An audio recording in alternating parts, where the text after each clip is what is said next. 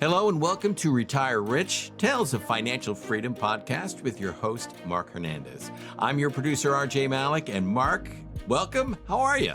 I'm fine, RJ. How are you? Right now it's the holiday season. Yes. I know sometimes we're not supposed to talk about dated things because you never know when someone's going to see our podcast, but I just want to wish everybody a happy holiday and a safe holiday season. Sounds good. Yes. You getting ready to do a lot of fun things during the holidays? Oh, most definitely. Looking forward to spending time with my children, my grandchildren, and family. Excellent. It's always a great time of year to spend time with family. So I'm also looking forward to that. Marc, then let's get right into it. What are you going to be discussing today on this podcast? Well, we're going a little bit out of the box with today's conversation regarding, retiring rich. We're going to talk about collectibles.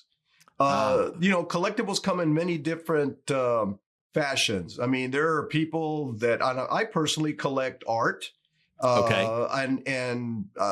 People come by the house and basically my house looks like an art gallery and they'll look at things and the first thing out of their mouth is, well, how much is this worth? How much is this worth? Right. Well, when you collect art or you're an art enthusiast, you don't worry about that. It just looks to your mind or to your eye. It just looks beautiful or creative. And, that's what's important there. But what I want to talk about today is certain collectibles can play a big part in your portfolio because I have many years of experience working in collectibles for myself. Okay. And over the last few years, I've got several friends and clients involved in collectibles, and I wanted to share, basically my rationale and how they could be a part of possibly your financial future. Collectibles have a lot of value in that whenever you buy a collectible and you sell a collectible, there's really no trail of you might say of paperwork. In other words, usually you buy collectibles could be from an auction. You could buy it from a private person. Over the years, some things come up on eBay or at Amazon or in an antique shop.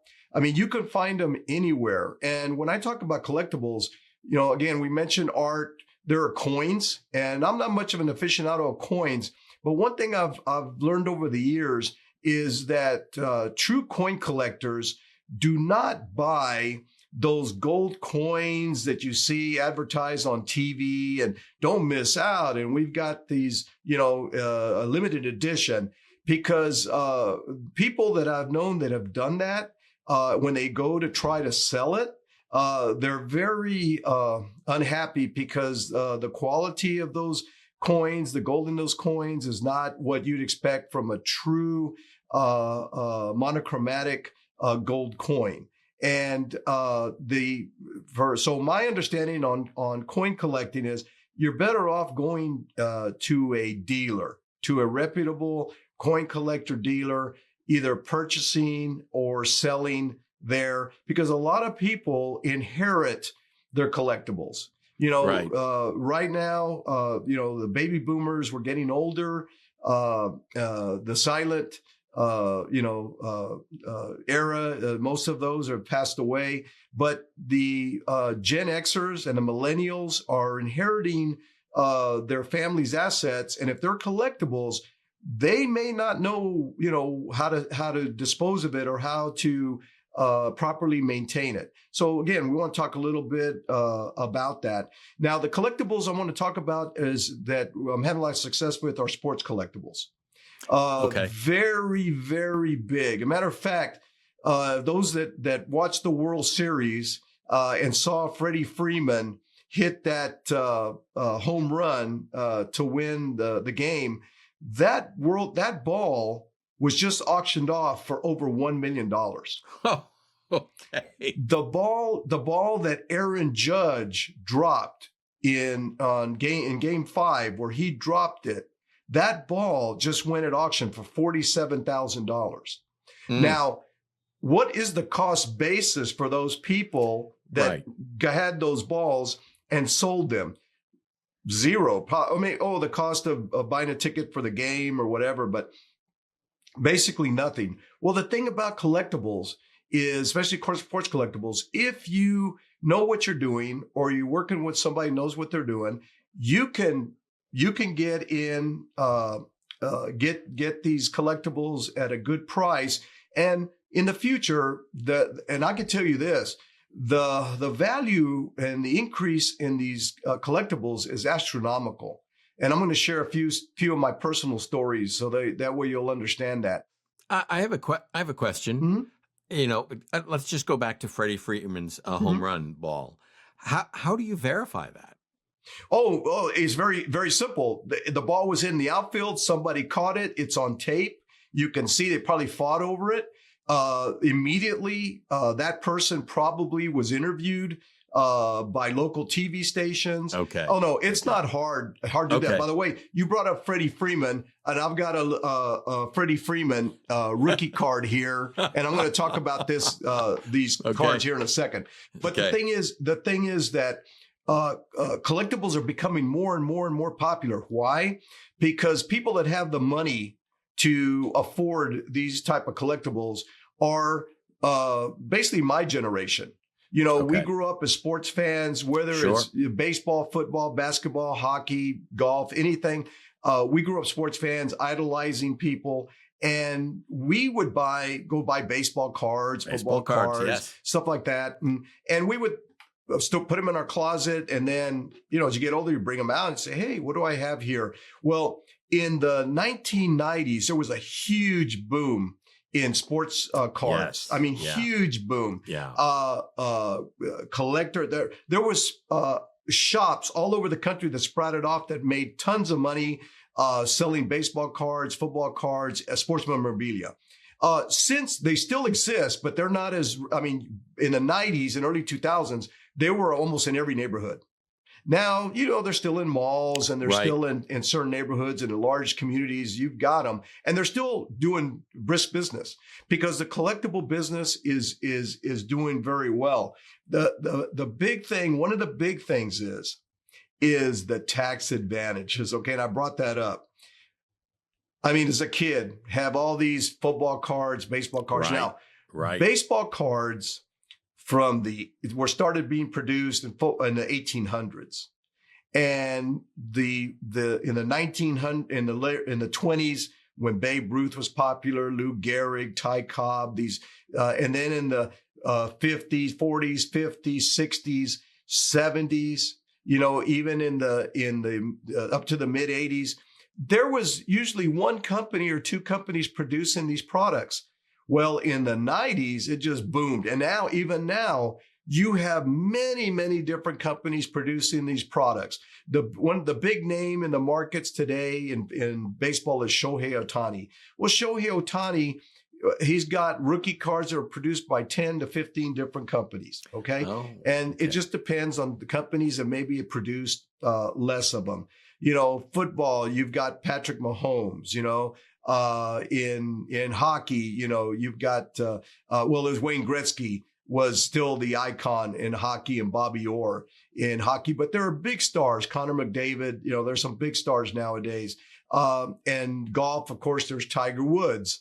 So you just have, in basketball, LeBron James, Michael Jordan, and then Victor Wembanyama right now. But the thing is that if you have a collectible card or you have a collectible, you went to a show and had Shohei Ohtani autograph a jersey for you or whatever, these things have value. And as time goes on, they increase in value, especially if that athlete is still relevant. And just to give you an idea, a Shohei Ohtani California Angel rookie jersey, you know, that he signed back in 2019 when he came up. Well, now, I mean, back then you may have gone to a show and paid $100 for it, $150 for it. Well, now I see him at auctions with, you know, going for $2,000, $3,000, $4,000. Now think about that. You know, 5 years, something that costs $100 is, you know, $2,000, $3,000. what is your gain there? Then you sell it. You sell it to an individual. You sell it at an auction. That's tax free. Under today's, there's Is it really? You don't get a 1099. You don't get anything saying, hey, you need to report this and pay this on your taxes. I did not know that. No. Wow. So, I mean, there's a lot of people that are, that are in the know, that are able to make money. I remember when Bitcoin and came out, and Ethereum at the very beginning, when we had our first wallets, 10 years ago, 8 years ago, there was no regulation. You'd buy it, you'd sell it. Then, of course, now it's regulated. Well, the collectibles is sort of hard to regulate because there's so many transactions made, and it would be very hard to regulate it. But under today's system, it is a great opportunity to take gains that you make in the collectible industry, basically tax free. Okay. And I have a question. Go ahead. Okay. My question is, okay, so you have the Freddie Freeman card, or you have any collectible. Who determines the value, or is it just determined by what people are willing to pay for it? You said exactly. What is somebody willing to pay for that collectible? Now, there are many guides, especially in baseball, football, basketball. There's guides. Beckett makes guides. Different people make guides saying, well, in mint condition, this is what they should go for, or highly rated, this is what this could go for. But it is, RJ, it's basically what somebody's willing to pay you for it. But again, the sports industry keeps growing and growing and growing. And there are people that want to own a little piece of it in their own way. But so by having a sports collectible, that's one way of doing it. Now, how do you know what's a good collectible? Well, first off, from the time I was 7 years old, and I'm much older now, I've been collecting sports cards. Then I got into sports memorabilia. Then I got in, baseballs, footballs, autographed. Right. Babe Ruth by Lou Gehrig, jerseys, all my favorite Hall of Famers jerseys. So collectibles can go in many different areas, but I'm going to talk about a few collectibles that are just keep going up in value, and again, anything from the 70s and earlier, they're more limited. Okay, especially if they're in good shape, they even become more valuable. You started in the 80s, the 90s, there was just a boom. And even now it's just a boom. So there's probably less collectibles, but the companies try to put out things that make it more collectible, like one of ones or one of tens, autographs and stuff. I mean, people buy boxes that cost $25,000 and they come with autographs that are one of fives and one of tens. So, it's opportunity for someone that likes this arena to possibly enhance their portfolio. So I'm gonna bring up the first one here, and I hope there's not a big glare or whatever. This is Mickey Mantle. Okay, Mickey Mantle. This is a reprint of his 1952 rookie card. Wow. Mickey Mantle's rookie card is, I think the highest a rookie card that was rated, I believe an 8, went for $12 million. Really? So somebody had opened a pack in 1952 for 5 cents, and then down past generations came down. Now,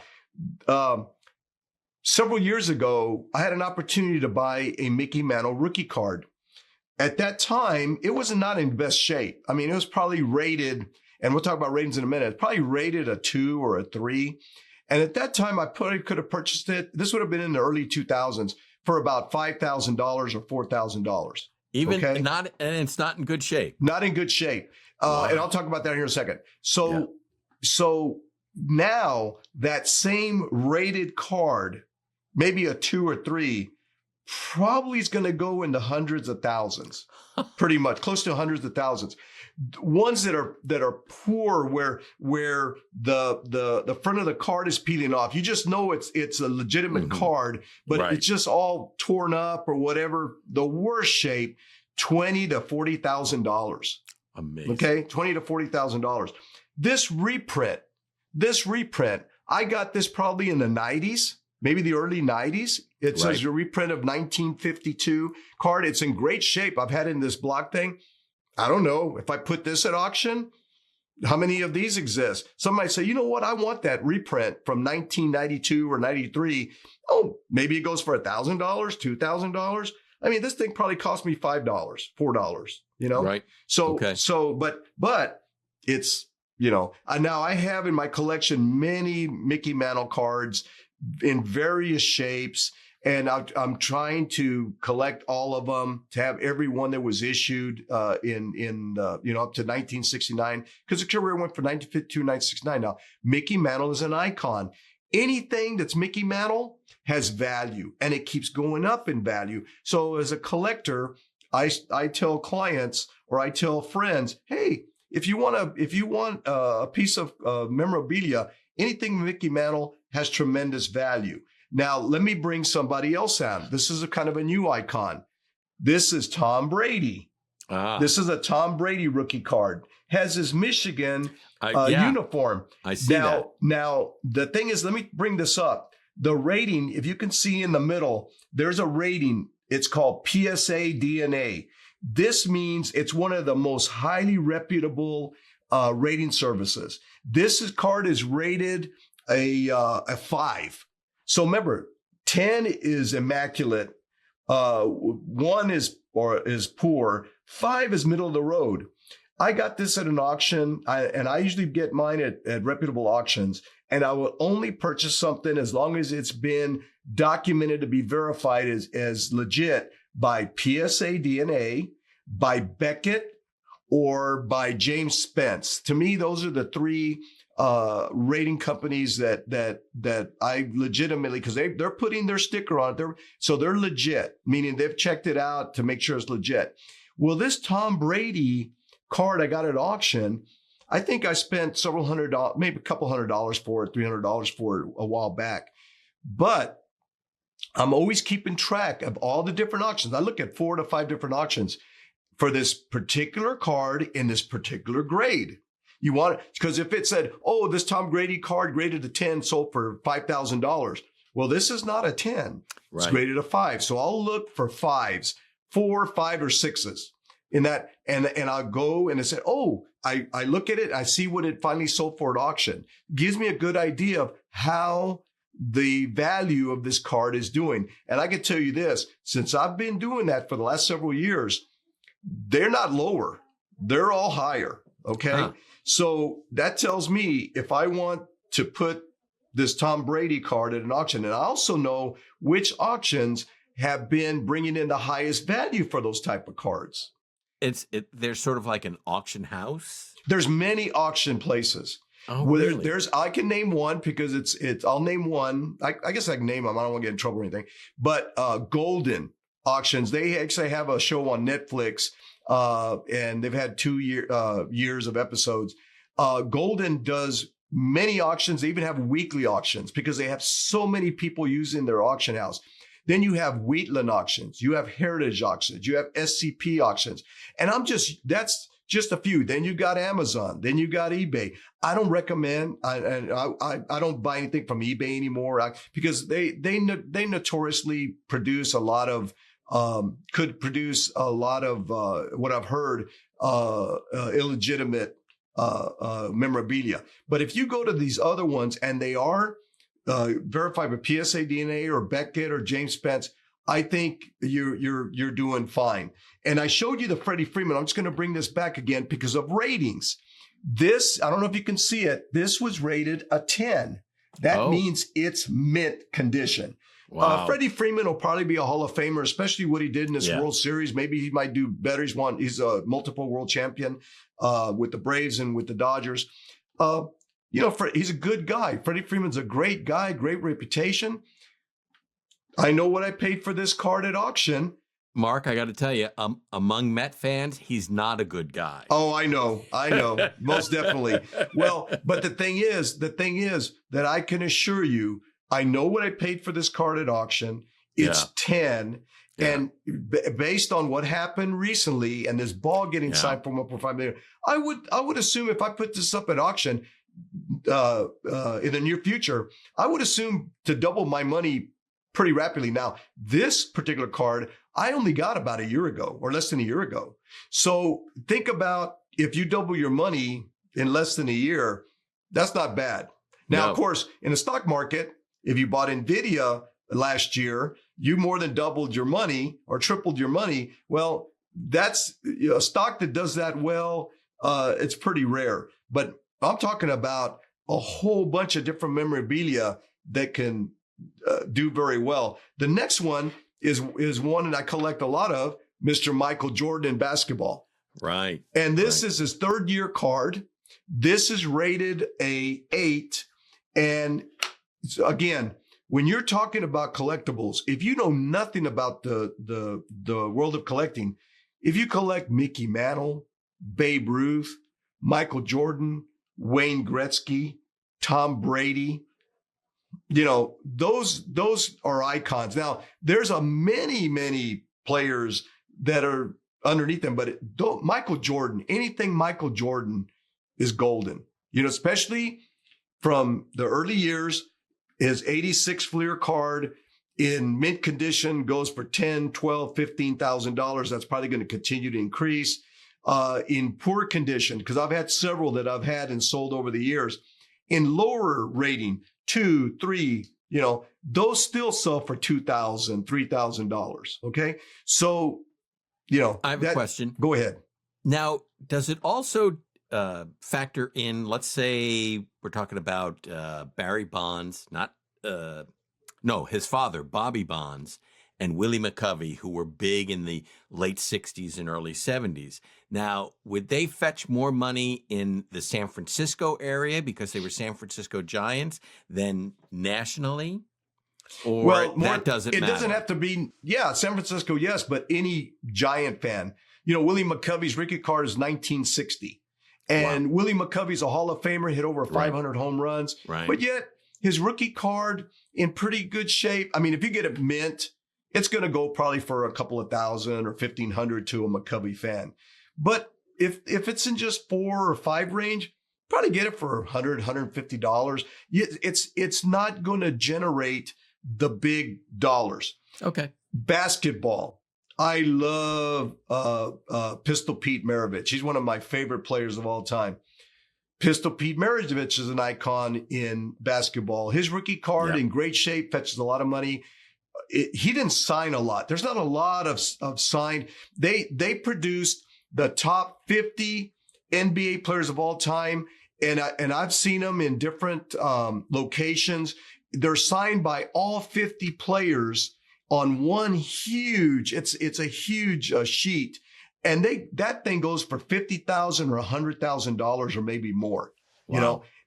There's only one autograph they don't have of the top 50 players. Really? Pete Maravich. Wow. Yep. Yeah. Pete Maravich is not on there. So Pete Maravich, again, icon. Michael Jordan, icon. LeBron James is an icon, but LeBron James came at a time where there's so many produced material.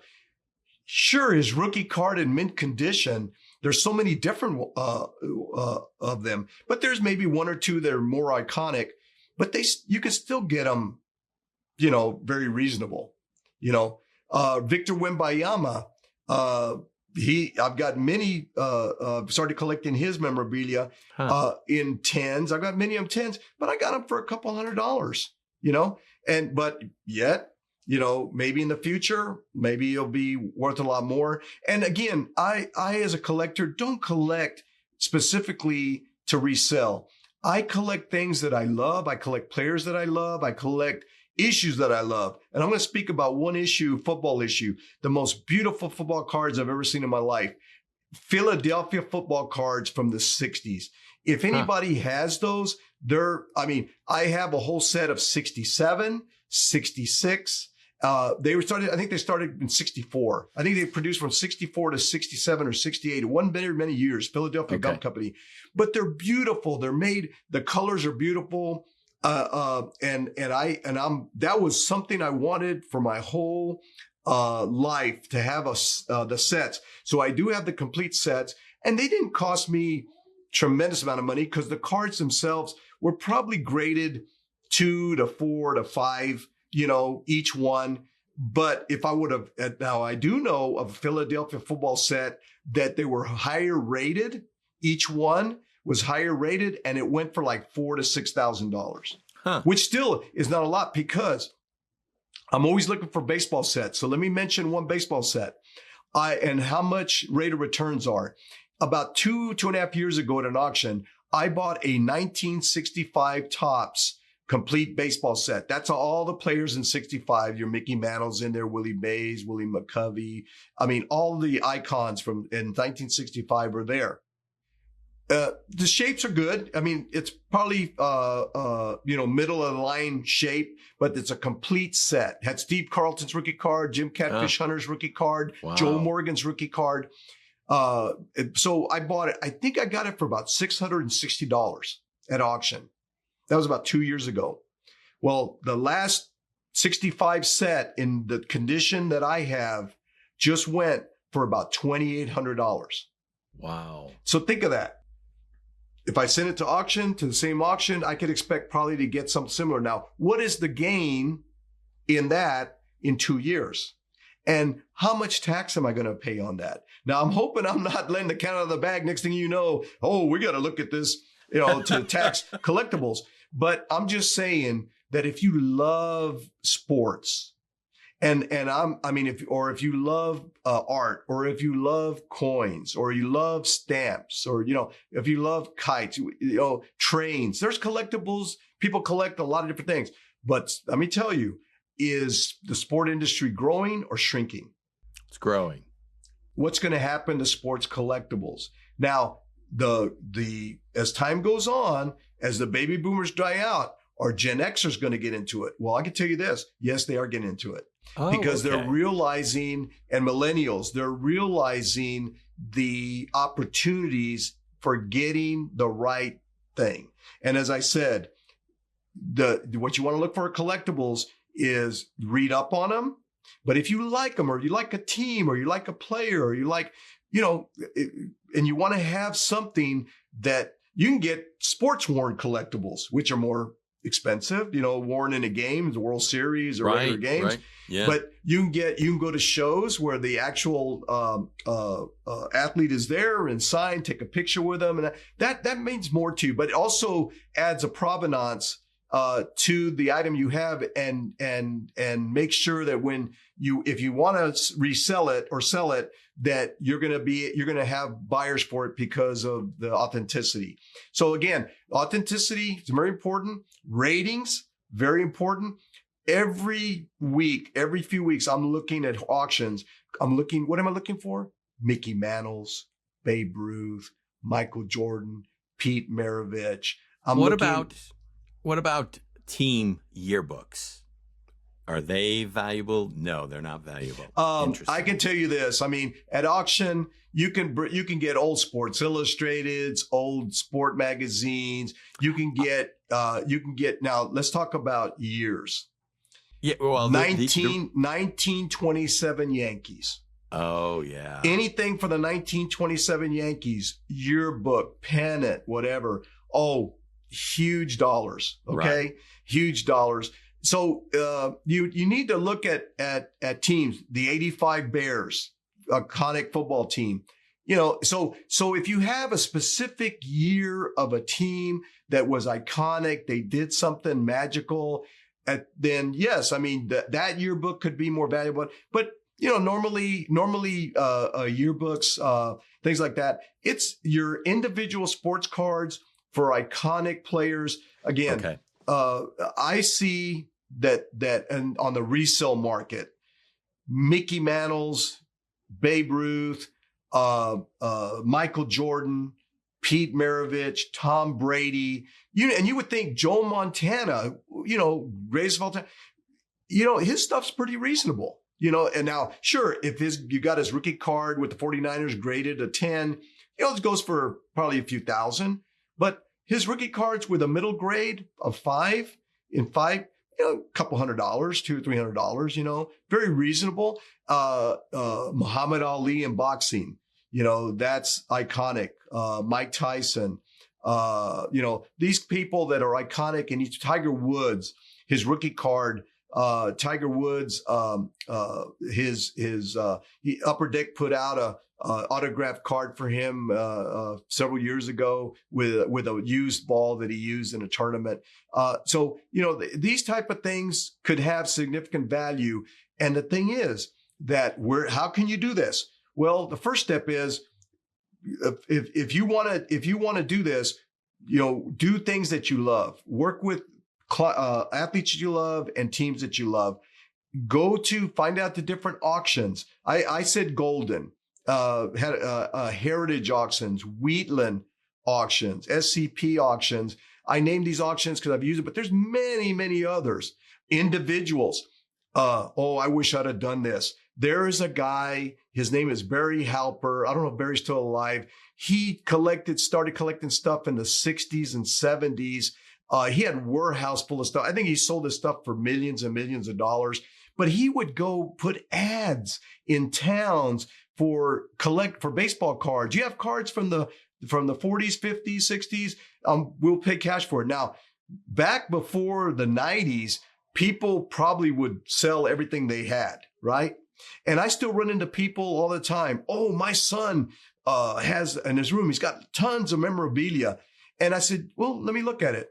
And it's stuff from the overproduced 1990s, And I said, well, now, sure, you got Albert Pujols rookie card in baseball. If you got LeBron James, you've got certain iconic players, and you have the rookie cards. Great, but overall, people said, I'm going to buy these cards and I'm going to hold on to them. Now, I bought tons of cards of individual players at like stock. Okay, and I have some winners. I have several hundred Troy Aikman rookie cards. I have several hundred Sammy Sosa rookie cards.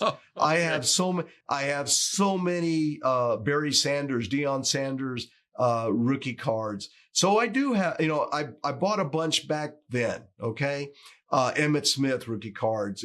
But the thing is that they still were overproduced. But you're talking hundreds and hundreds. I bet I have a lot of cards there that might be graded a 10. Now, I need to go get them graded.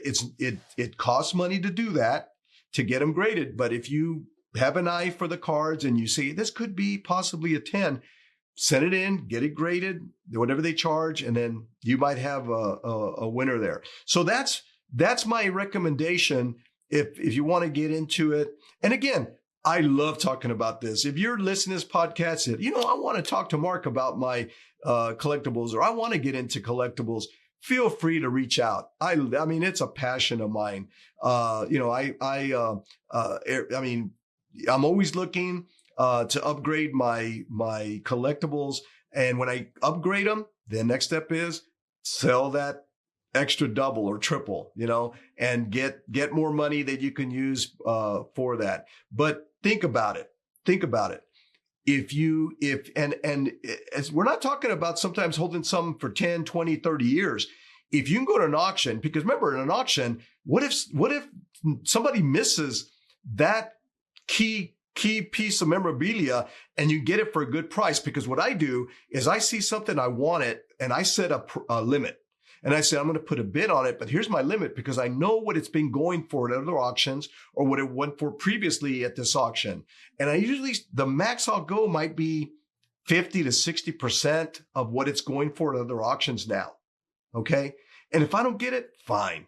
Because what if you do get it? Because there are times people miss it and it'll come in and I put that bid in and it closes out and I got it for that cost and I'm all excited. Because I know technically I could probably double my money within, a few months if I needed to. Okay. So that's the thing. Know what you're doing. And if you're passionate about it, and again, deal with reputable people. Again, I verify the authenticity. If you get it at one of these auction houses, they're going to make sure that it's authentic. And also make sure that it has been authenticated by PSA DNA or Beckett or James Spence. But PSA DNA and Beckett, if it is, you know it's authentic. So again, there's so much memorabilia out there in the industry, different things, jerseys, footballs, bats, baseballs. I particularly collect little things because if you collect footballs and basketballs and you have to store them, they take up a lot of space. And so but the thing is, the rookie cards of each individual usually have the most value. That's, their first issue is the most value. So that's something to keep in mind. So I hope that I've shared information with you today that if you say, you know what, somebody sees this, says, you know what, I like that. First off, who doesn't like gains that unreportable? I mean, Yeah. It's all legal and everything. I mean, you get it, you buy it, they send it to you for the auction, you pay the auction, and there it is, and that's it. You don't get 1099s. So again, this is if you're passionate about sports, if you love sports, and you want to maybe dip your foot into it, feel free to reach out to us, and we'd be happy to have a discussion with you about it, how to do it properly. How can they get in touch with you then, Marc? Well, I mean, you can call our office at area code 956-994-0407 or go to our website at www.mahfinancial.biz, B-I-Z. Fascinating. There a lot of stuff you talked about had me thinking. I'll tell a quick story. Me and my two brothers collected hundreds, if not thousands, of baseball cards. And when we all went away to college and then eventually out of the house, my mom saw them, didn't think anything of it, threw them all away. And I'm talking from the 60s and 70s and early 80s. Well, yeah. And I can tell you that has happened, and it almost happened to me. I got married 42 years ago. I had all my cards in this little wooden box that I made in shop in junior high. Right. Oh, got to get rid of these. Well, she's glad we didn't, because we had Terry Bradshaw rookies, Franco Harris rookies. I mean, in baseball, Johnny Bench rookies, Nolan Ryan rookies. I mean, that's another icon. I bring him up, Nolan Ryan. Yeah. Nolan Ryan rookie card from 1968 with Jerry Koosman. I didn't bring that with me. In mint condition, several thousand.